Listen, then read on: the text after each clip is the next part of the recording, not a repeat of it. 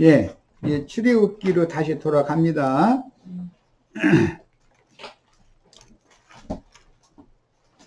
여호와께서 애굽 땅에서 모세와 아론에게 일러 가라사대 이 달로, 이 달은 6월절이 있는 7월달이지만 종월달이 되는 거예요. 달의 시작이라는 것은 종월달이죠.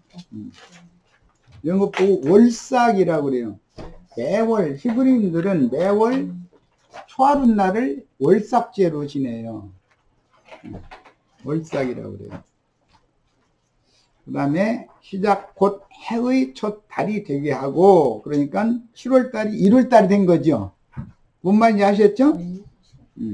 너희는 이스라엘 회중에게 구하여 이르라. 이달 열흘에 7월 10일 날 너희 매인이 어린 양을 취할지니 각 가족대로 식구를 위하여 어린 양을 취하되, 각 가족대로는 5식구 있는 사람도 있고 뭐 3식구만 있는 사람도 있고 여러 부류가 있겠죠. 10식구 있는 사람도 있을 수가 있고.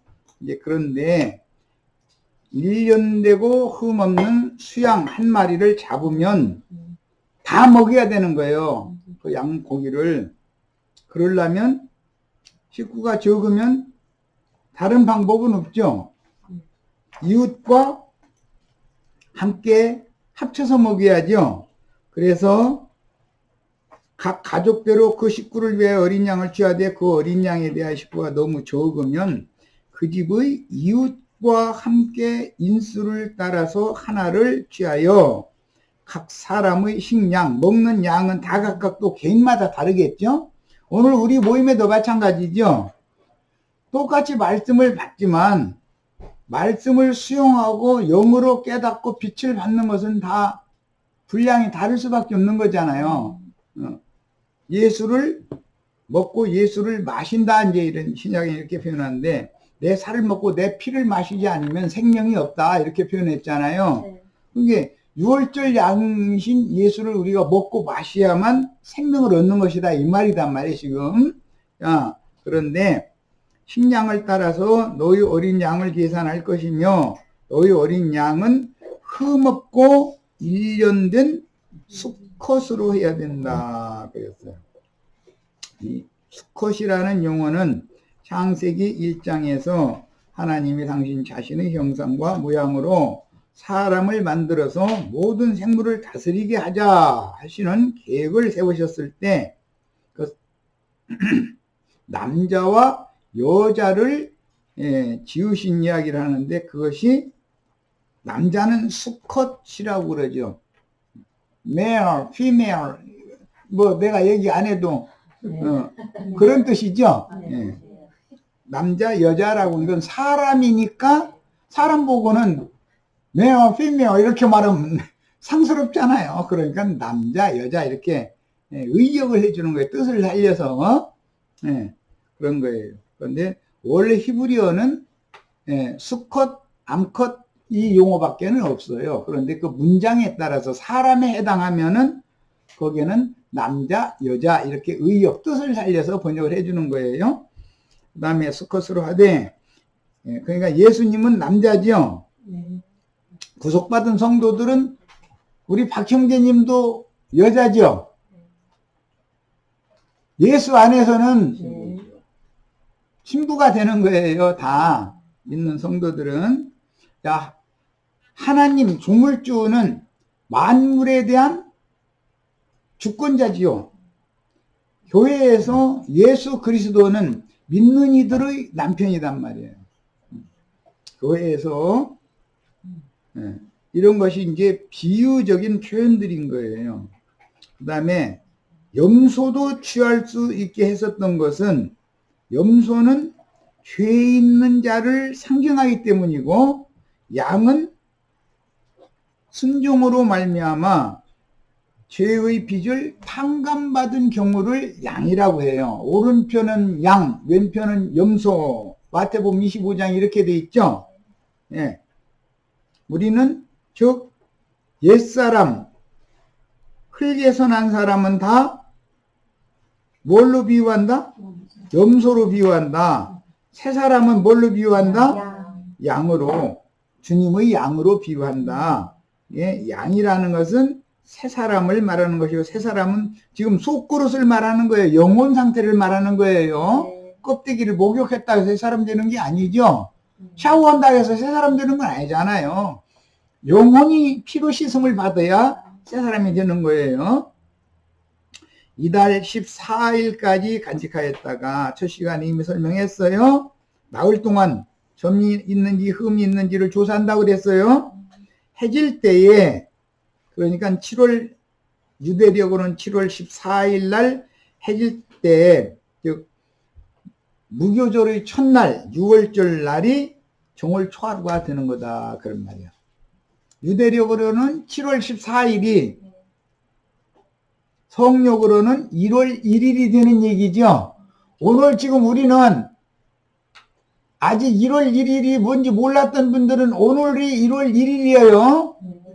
이 말씀이 빛이 되어져 가지고 나의 심령에 빛으로 임해서 계시가 나의 심령을 감동해서 계시로 말미암아 믿어지면, 영적 진리가 믿어지면 이 사람이 피 뿌림을 받는 거다, 이런 말이에요. 피를 뿌림을 받으면 너는 의롭다, 즉 너는 깨끗하다, 정결하다, 온전한 자다 라고 칭의, 옳다고 인정을 받는 거예요.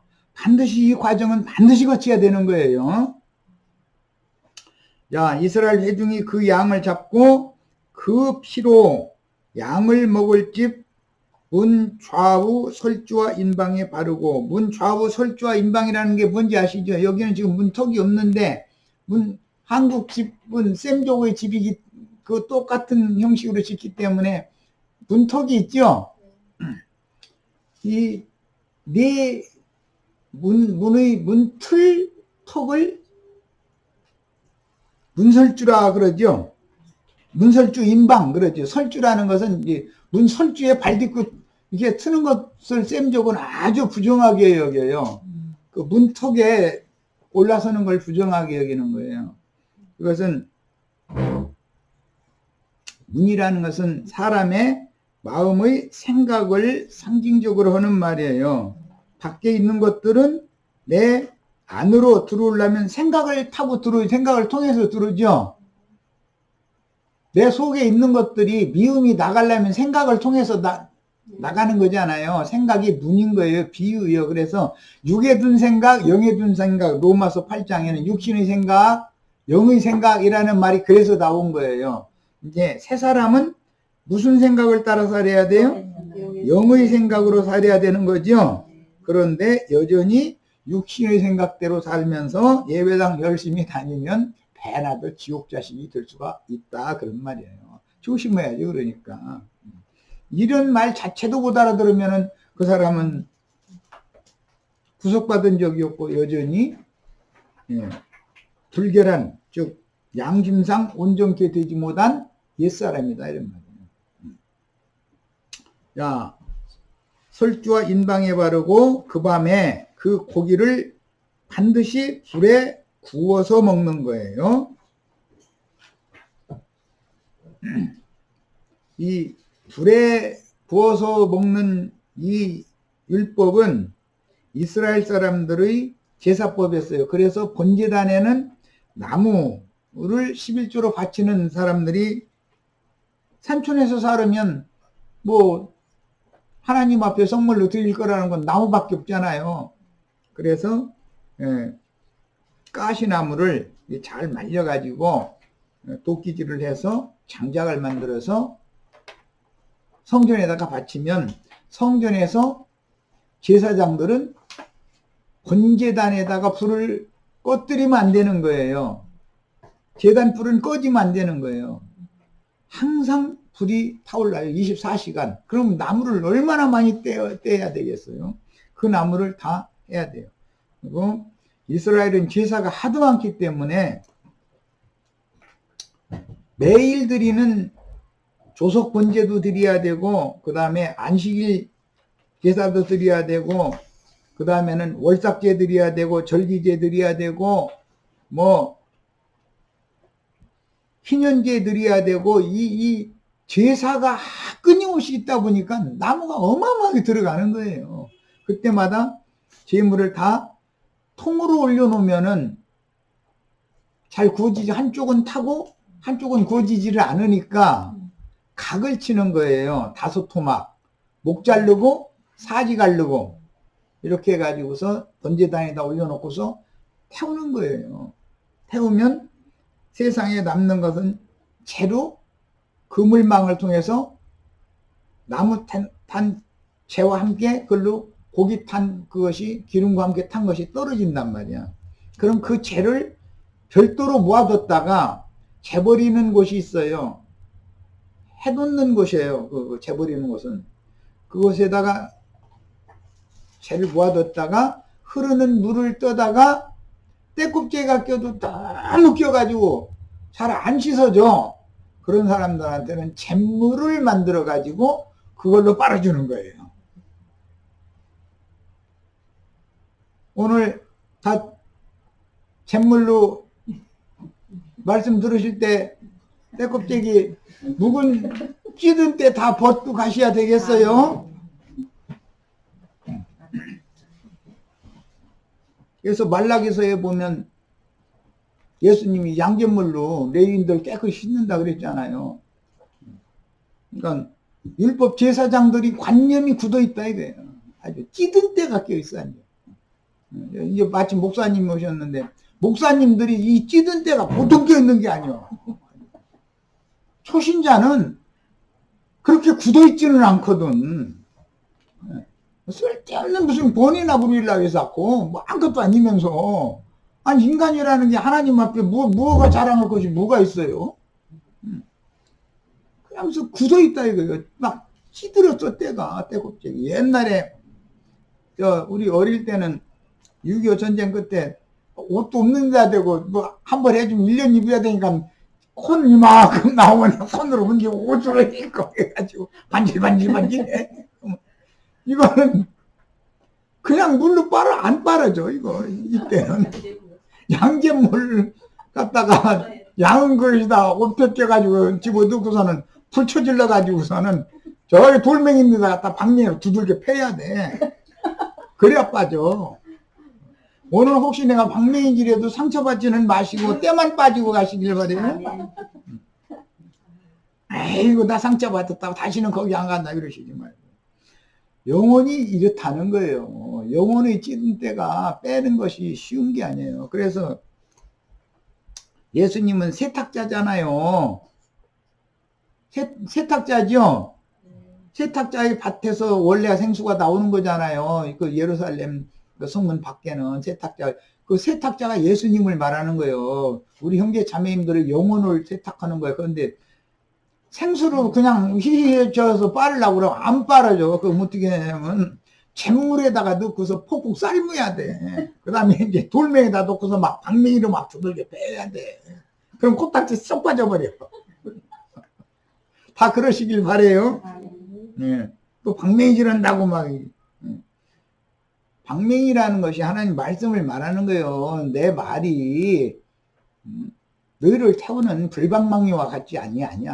그렇잖아요.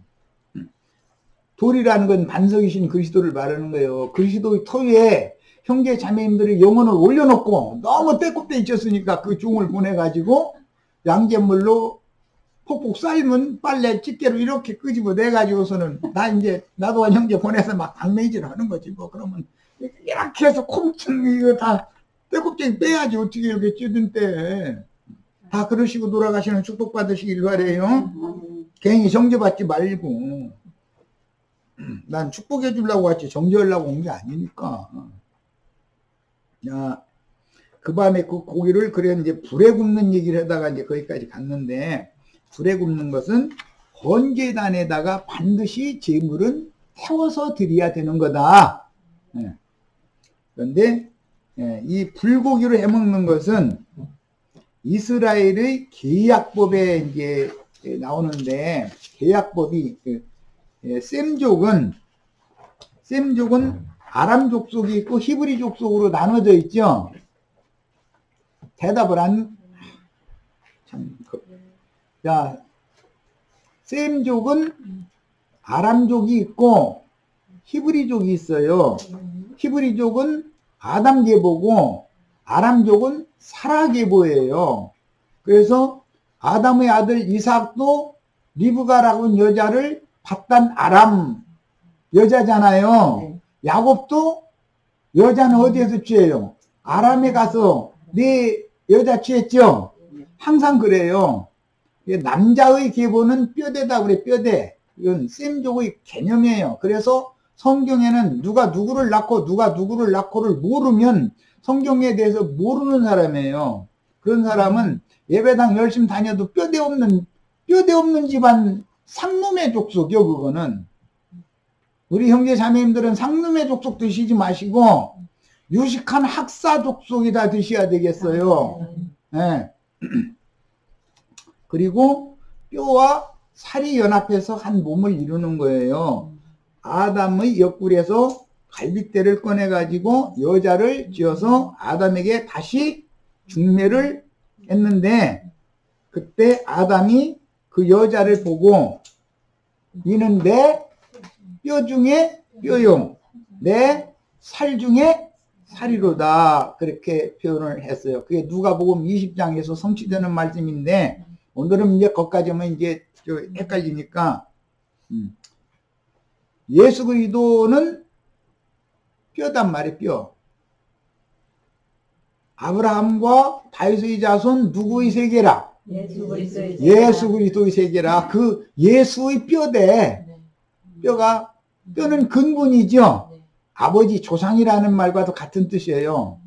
그 뼈대로부터 시작해서 뼈대가 먼저 세워져야, 집을 지어도 뼈대를 먼저, 프레임을 먼저 세우지, 항상 그러죠. 그리고는 미장을 하는 거예요. 덧붙이는 거예요.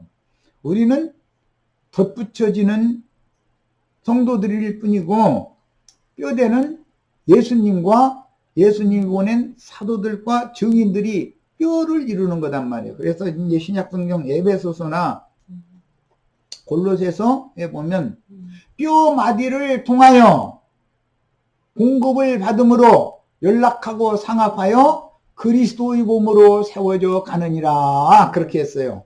그러면 해골, 머리 부분은 예수님, 다음에는 골격, 사도들과 증인들이 보냄을 받아야 되고, 그들이 받은 말씀을 갖다가 전도를 하면은 살을 붙이게 되는 거예요. 전도 열심히 하셔야 돼. 집을 완성하려면 이장이 이뻐야 집이 이쁘다고 그러지, 골격 녹 잔뜩 난 철물 갖다 가서 뼈대 세우는 것 보고 와, 집 참 멋있네 이렇게 하는 사람은 없죠.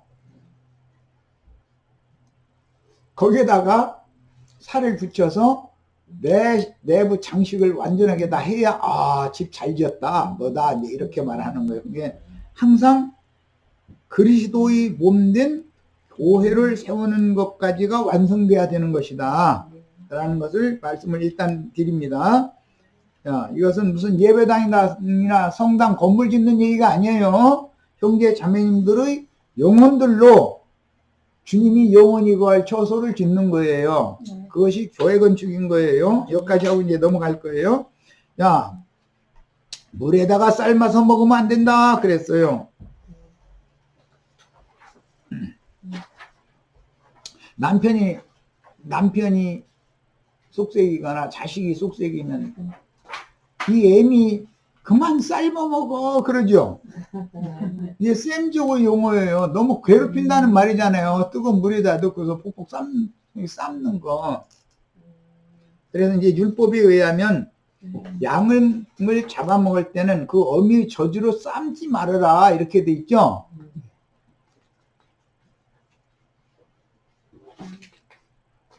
세상에서도 아이고 저 새끼 저것이 저 생긴 것하고 뭐 식성까지 다 지 애비 닮아가지고 저 애미 삶아먹어 아주 그러죠.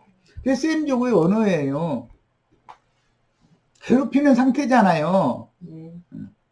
뜨거운 물에다 넣고 삶으면 그것은 육으로 사람을 잡아먹는 사람들은, 사람 잡아먹는다 표현하면 좀 그렇지만은 잘 이해해서 들으셔야 돼. 예수님이 사마리아에 잡수셨잖아요. 예, 육으로 잡아먹는 사람들은 세상 쌤조그 용어로는 닭을 먹는데 껍데기도 털도 안 벗기고 잡아먹는다 그래요. 뱀은 닭 잡아가지고 털 벗겨서 먹어요? 꿀고 생겨요? 통째로 먹어버려요, 뱀은. 사람과 뱀이 밥 먹는 것도 다른 거예요. 유대교 지도자들, 율법사, 바리새인, 서기관 이런 사람들 보고 이 뱀들아 독사의 새끼들아 그러죠. 창세기에 나오는 뱀이 누구를 말한 것 같아요? 그러면 현대의 목사님들을 말하는 거예요. 우리 저기 목사님 저기 조 목사님 방매질 한다고 나 아파서 못 있겠어 이제 다시는 안 갈 거야 그러시지 말고 은혜로 받으시기를 바래요. 그러셔야 돼요. 나는 축복해 주러 다니는 사람이 저주하러 다니는 사람이 아니에요.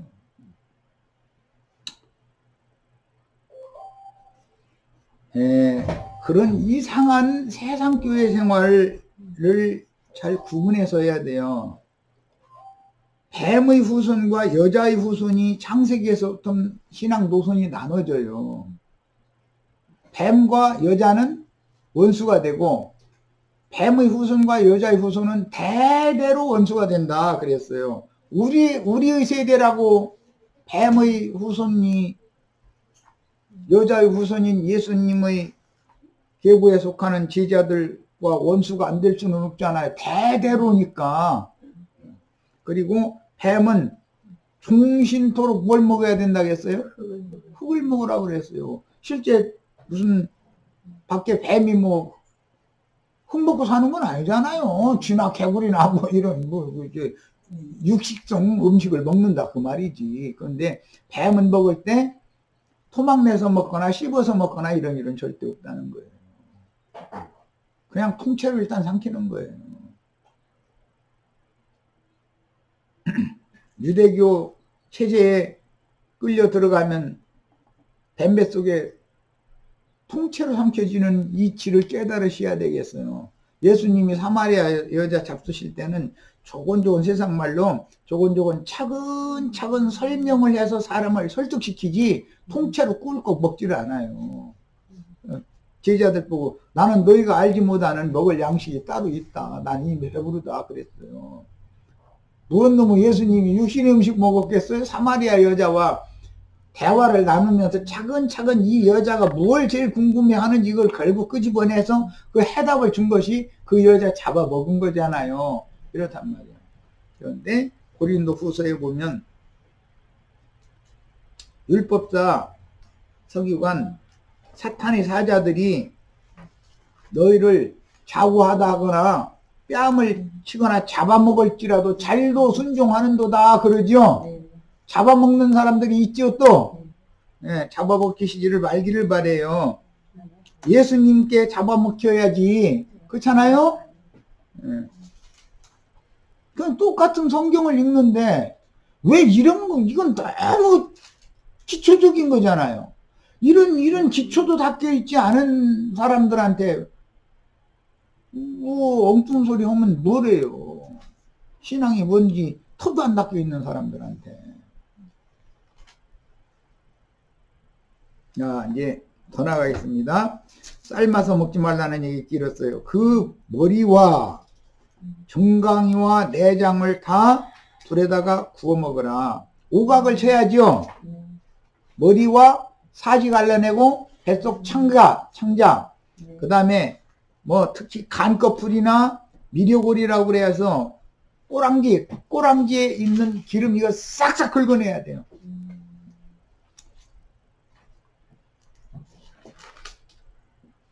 위로부터 부어주시는 기름 부음을 받으셔야지 육체의 뱃속에 기름 찌면은 병 걸리서 죽죠. 인간도.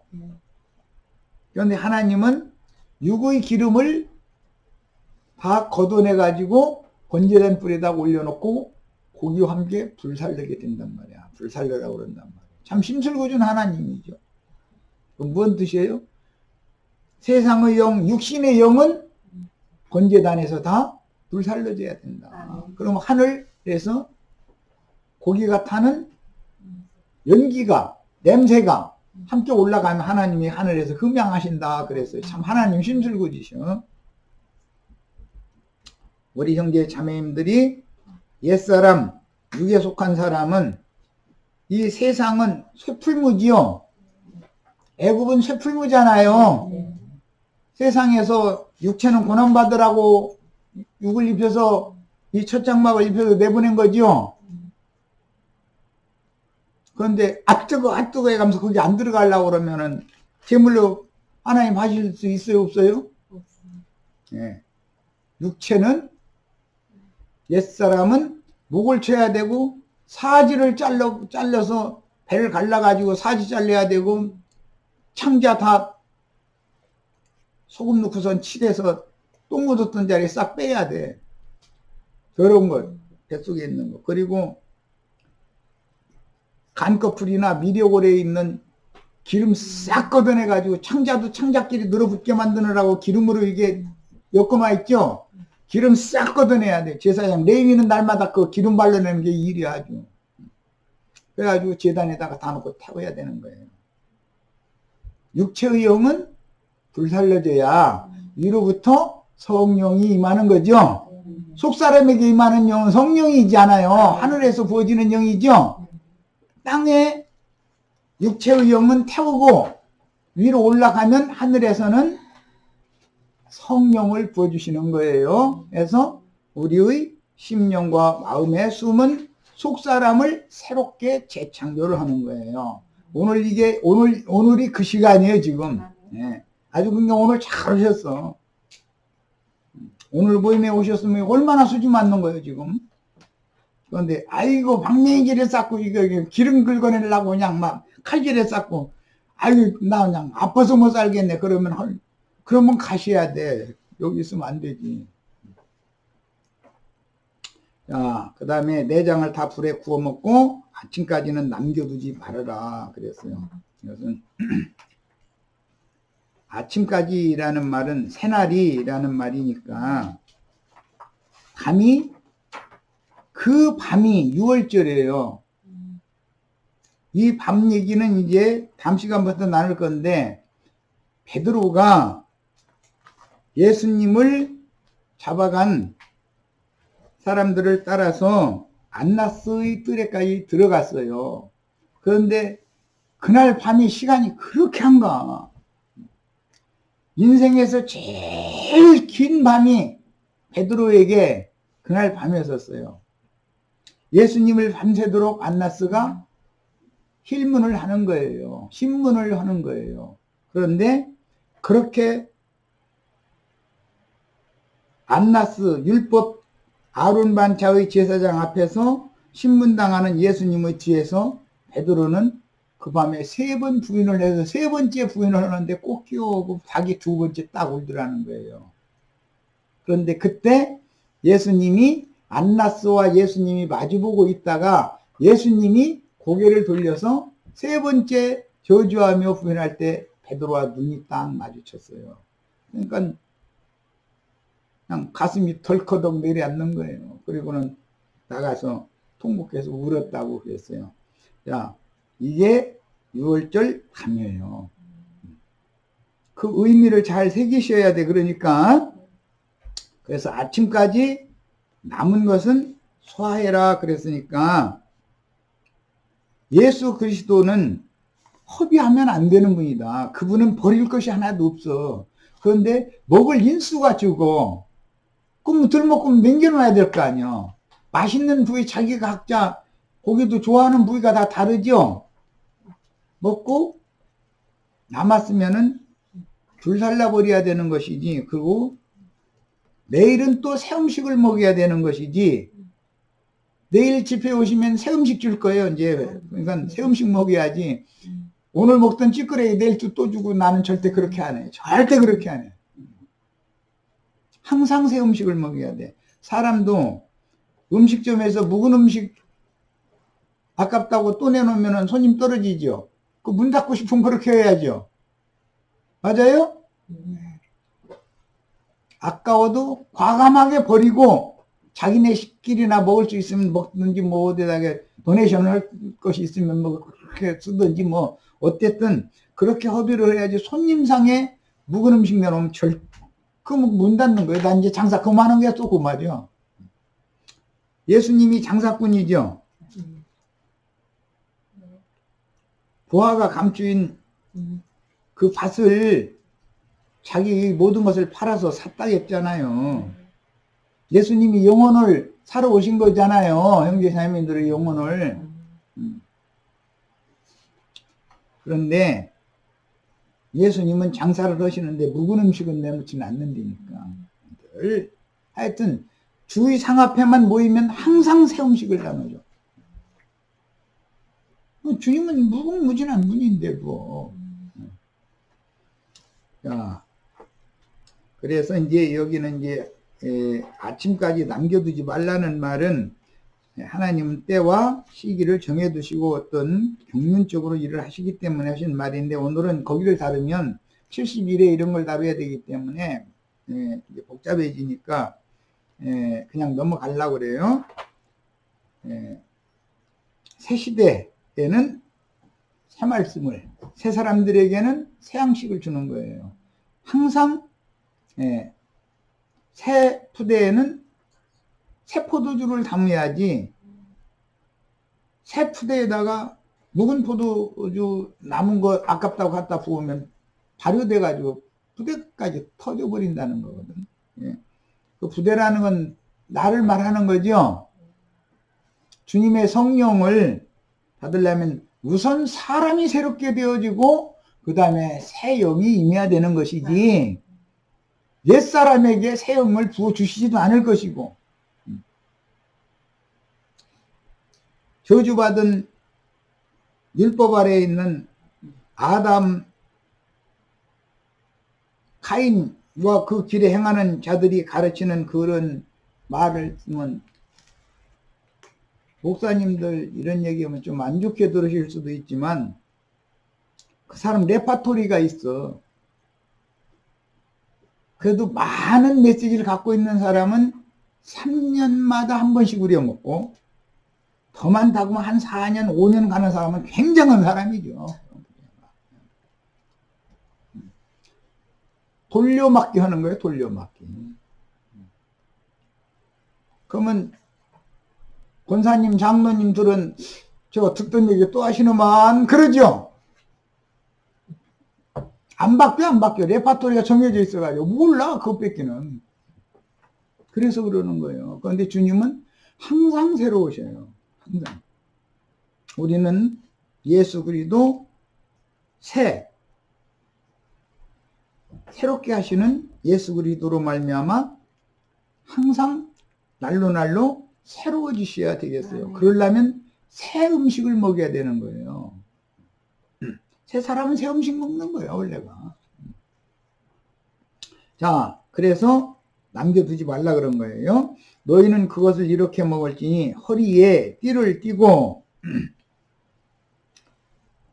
허리띠라는 것은 하나님의 의를 말할 수도 있고 하나님의 사랑을 말할 수도 있어요. 띠는 항상 두 띠를 말하는데, 이것은 성막법에 나오는 말인데, 성막은 48장의 널판지를 네 모퉁이의 기둥에다가 연결을 하지요. 아래에는 은받침으로 촉이 끼우게 만들어져 있고, 그 다음에 맨 위에 금띠, 가운데 금띠를 두 띠를 두르는 거예요. 그래 이게 덜렁덜렁덜렁 않지요. 그래서 띠를 띄우는 것은 골로새서 3장 잠깐 읽고 오겠습니다.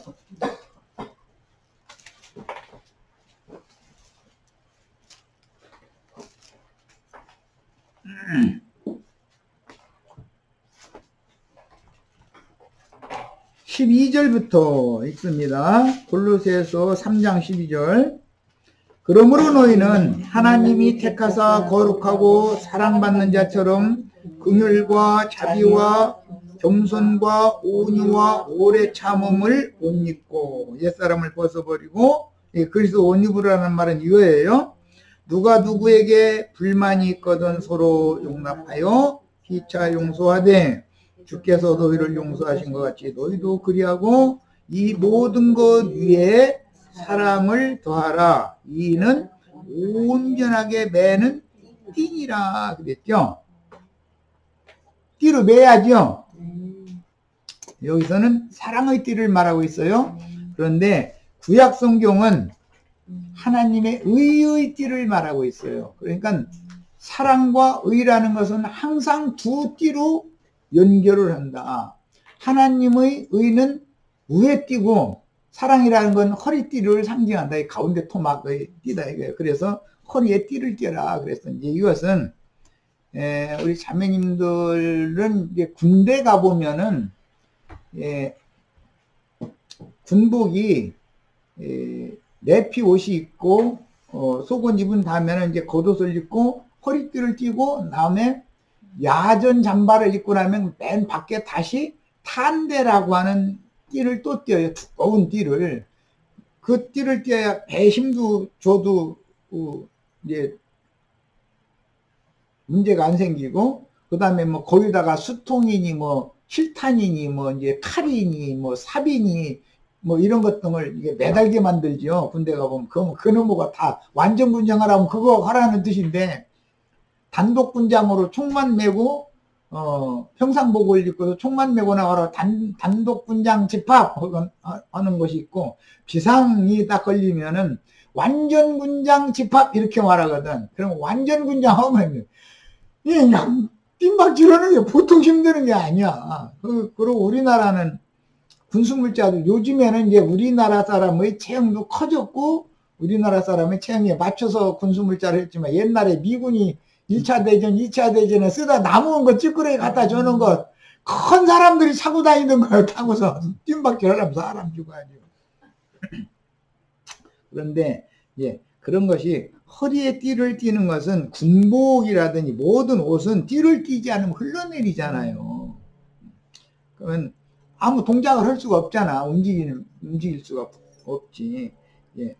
자, 이런 것은 교회의 움직임, 교회가 앞으로 나가기 위해서는 반드시 하나님의 공의의 띠가 띄어져야 되고 그 다음에 그리스도의 사랑의 띠가 다 우리 지체들 안에 서로 이렇게 연락하고 상합해서 띠가 매어져 있어야 돼. 그러면 덜렁거리지도 않고 흩어지지도 않을 수가 있는 거예요. 하나님의 집으로 세울 수 있는 거예요. 이제 이런 것은 출애굽기에 나오는 말을 지금 내가 이제 할 수 없이 잠깐 말씀을 드렸고 그 다음에 발에다가 신을 신으라 그랬는데 이것은 복음, 신발은 복음을 말하는 거예요. 모세도 그렇고 여호수아도 그러고 모세는 떨기나무 불꽃 가운데 여호와를 만날 때 너 선 곳은 거룩한 곳이니 네 발에서 신을 벗어라 그러잖아요. 그것은 무슨 뜻이에요? 거짓 복음 벗어버리라. 그러면 내가 새 신발 신겨줄게. 이제 그 말이죠. 둘째 아들이 돌아왔을 때 한 일이 맨 먼저 누더기 옷 벗기고 준비한 제일 좋은 그 옷을 갖다 입히고 새 신을 신겨라 이렇게 했죠. 새 신발. 오늘 우리 형제 자매님들 지금까지 들어보던 예배당 성당에서 들어보던 복음이라는 게 거짓 복음 그거 벗어 던져버리고 새 신발로 다 신으셔야 되겠어요. 그리고는 손에 지팡이를 잡으라 그랬어요. 지팡이는 여러 번을 말씀드렸지만 이것은 우리의 믿음이신 그리스도다. 우리의 믿음이신 그리스도. 예? 지팡이를 의지해서 남은 인생을 살아야 돼. 이제 거듭난 속사람은. 그 다음에 급히 먹어라. 왜? 애굽의 바로가 바로의 군대를 데리고 쫓아와서 다시 잡아가니까. 예수 잘 믿는 죄하다가 세상으로 돌아간 경우 가끔 보셨죠? 바로한테 되잡혀간 거잖아요. 바로한테 잡혀가면 세상에서 종로로 되어 세상을 이겨요? 일만 직사하게 시키고 월급 10,000원 준다 해가지고 좋다고 들어갔는데 10,000원 주고 나서 뺏어가는 건 10,000원 뺏어가죠. 10원 꼭 더 뺏어가죠. 그럼 나중에는 시간이 나면 직사하게 일을 해서 허리 굽고 삭신 사방 4대 삭신 안 아픈 데 없이 다 아프고 병만 남고 빚만 잔뜩 남고 그러죠. 그게 인생이요. 그게 스풀 외국에서 뭐 싸놓으려고 그런 생각 하시지 마시라고. 이러는 시간을 줄이셔서 매일매일 먹을 양식 주시고 입을 옷을 주셨으면 감사함으로 살아야 돼요. 이것이 그리스도인 거예요. 이렇게 사셔야 돼. 예배당 목사 같으면 아주 싫어하는 말인데 내 입을 크게 열라 그러면 내가 채우리라 한다 해가지고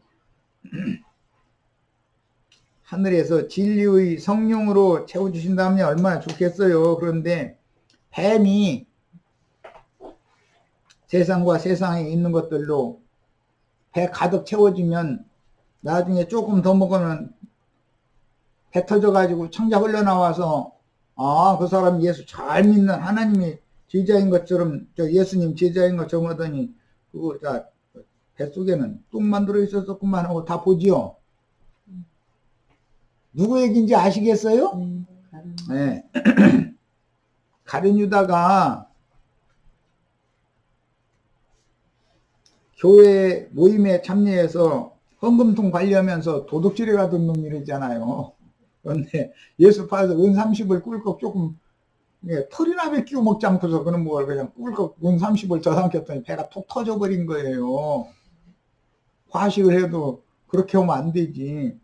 그래가지고서는 창자가 다 흘러나와서 예루살렘 성 사람들이 다 봤다잖아요.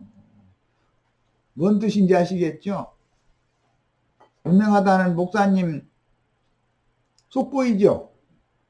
창자 다 보이죠? 똥이 가득 들어있죠? 저의 신은 배예요? 하늘에 계신 하나님이에요? 저의 신은 배요? 뭔 뜻이요? 배 채우는 것만 똥 채우는 것만 섬긴다 이 말이요.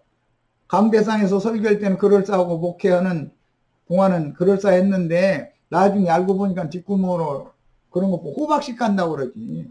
뒷구멍으로 호박씨 까가지고 속이 다 들여다 보인다 이거예요. 욕심이 한두 끝도 없는 사람이라는 게 딱 모든 신자들한테 다 뽀록났다 그 말이에요. 그게 가룟 유다의 대표예요.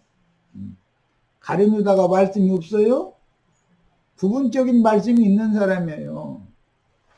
주님이 제자들에게 떡을 축사해서 주실 때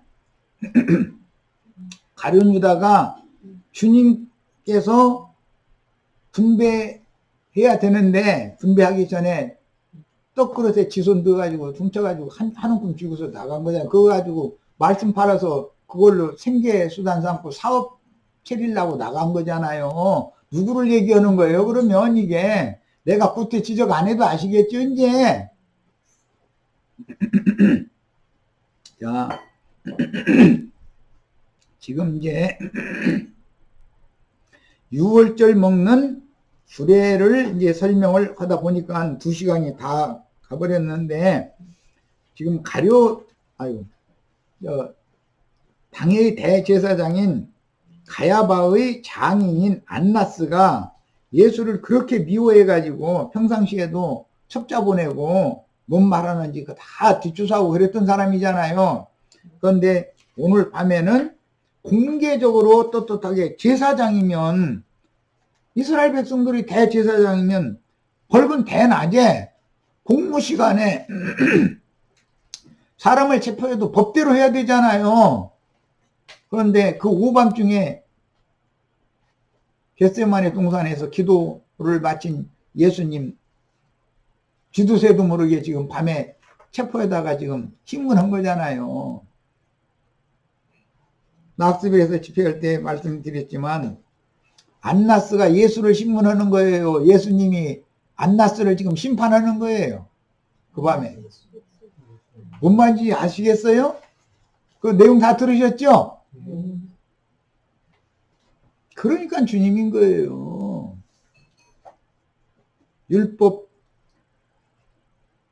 대제사장과 그 휘하에 있는 자들이 얼마나 사악하고 더러운 자들이라는 걸 형식을 보면은 안나스가 예수를 결박에다가 예수한테 지금 빌문하고 따지고 그러는 중인데, 밤새도록 괴롭히는 중인데, 예수님은 조용조용히 체계적으로 답변을 하시는 말씀을 통해서 나는 만 백성들에게, 성전과 회당과 만나는 사람들에게 공개적으로 얘기했지, 은밀히 하거나 이렇게 뒷구멍에 가서 이런 짓을 하지 않는다. 넌 유대인의 대제사장으로서 나를 이 밤에 아무도 모르게, 로마 황제의 대리자인 빌라도도 모르고 이스라엘 백성들 모르게 그 밤에 몰래 지금 체포에다가 사실조사하는 거잖아요. 그런데 어떻게 하면은 자기는 당회의 대제사장이 아니기 때문에 내일 공회가 이제 열리면 정식 안건으로 해서 예수를 사형시키려고 그 거리를 찾느라고 지금 조사를 하는 거예요. 그런데 아무리 털어도 안 나오는 거예요. 뒤져도. 그러면서 결과적으로는 안나스가 예수가 이런 죄인이다라고 정죄를 하지 못하고 날 셀 무렵에, 베드로가 세 번째 부인할 그 무렵에 결박한 예수의 그 상태를 그대로 가야바에게 보낸 거예요. 그거는 안나스라는 사람이 예수님의 증거를 통해서 자기의 누추함과 자기의 비열함과 이런 모든 정체가 드러나는 것이 싫잖아요. 그 하속들 앞에서. 그러니까는 날 막 셀 무렵 되니까는 예수를 그냥 그대로, 지금 공회가 열리려면은 정식, 공무라는 건 정식 시간이 돼야 되는 거 아니에요.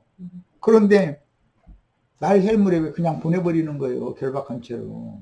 예수는 무슨 죄가 있다고 사실도 찾아내지도 못했어요.